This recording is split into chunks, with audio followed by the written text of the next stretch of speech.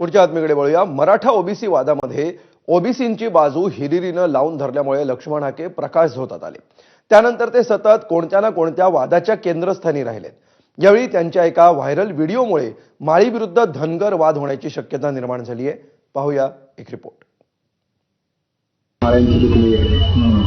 ओबीसीचं नेतृत्व माळ्यांकडून धनगराकडे चाललं।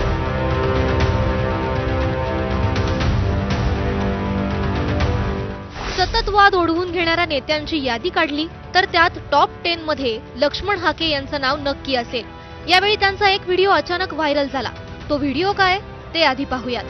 काय माळ्यांची दुखणी आहे, ओबीसीचं नेतृत्व माळ्यांकडून धनगराकडे चाललं। हे त्यांच्या पोटात दुसऱ्याची पोरं दोन काय ती कामाची नाही ती, बाकी कुठला कार्यकर्ता दुसऱ्याने वर गेला नाही तरी गेला नाही, मग आता काय करायचं। ओबीसींचं नेतृत्व माळ्यांकडून धनगरांकडे गेलं याचं माळी समाजाला दुःख आहे असं हाके त्या व्हिडिओत बोलताना दिसतायत। माळी विरुद्ध धनगर असा वाद होण्याची शक्यता निर्माण झाली, त्यामुळे छगन भुजबळ यांनी संयमी प्रतिक्रिया देत वातावरण निवळण्याचा प्रयत्न केला। सकाळीच त्यांचे 2-3 वेळा फोन आले होते आणि मग नंतर मी त्यांच्याशी बोललो मोकळा झाल्यानंतर, तर त्यांनी सांगितलं काहीतरी गैरसमज झालेले आहे आणि मी त्या संदर्भामध्ये खुलासा करणार आहे। आणि मी सांगितलं सगळ्यांना की यावर कोणी आता कॉमेंट करायची नाही। वाद आणखी जास्त चिघळण्याआधी लक्ष्मण हाकेंनी स्पष्टीकरण दिलं।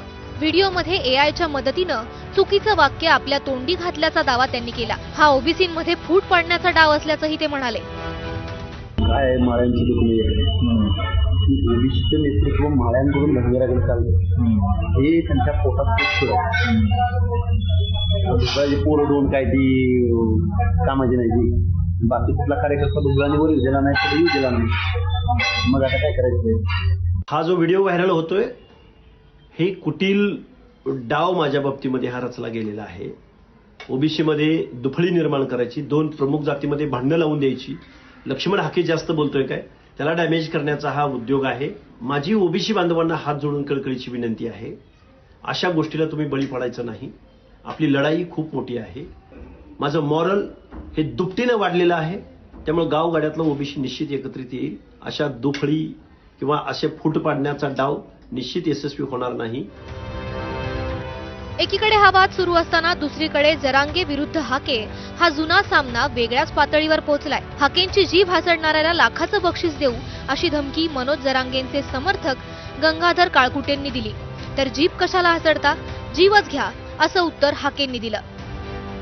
माझं हाके यांना आव्हान आहे, इथून पुढे चुकूनही मनोज दादाला वाईट चुकीचं किंवा त्यांच्यावर खालच्या भाषेत किंवा शिंतोडे उडवणारं, त्यांचं चारित्र्य हनन होणारं कुठलंही वक्तव्य आम्ही खपवून घेणार नाहीत। चुकीचं वक्तव्य मनोज दादाच्या बद्दल केलं तर तुमचं जीभ हासडण्याचं काम या महाराष्ट्रातला मराठा समाज करेल।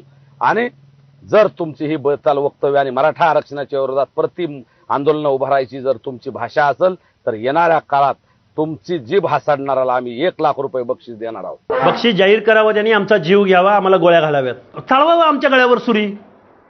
जीभ काय हासडताय, चालवा आमच्यावर, आम्ही ओबीसीच्या हक्क अधिकाराची भाषा बोलतोय, चालवा गळ्यावर सुरी आमच्या, आम्ही तयार आहोत। मी आता विदाऊट पोलीस संरक्षणाशिवाय मी बीड जिल्ह्यात आहे, आता बीड शहरामध्ये प्रेस घेतोय। मी जीव आपल्या हातात घेतलाय, हक्क अधिकाराची भाषा बोलतोय, हे कोणीतरी बोललं पाहिजे। एकही माणूस इथं बोलायला तयार नाही।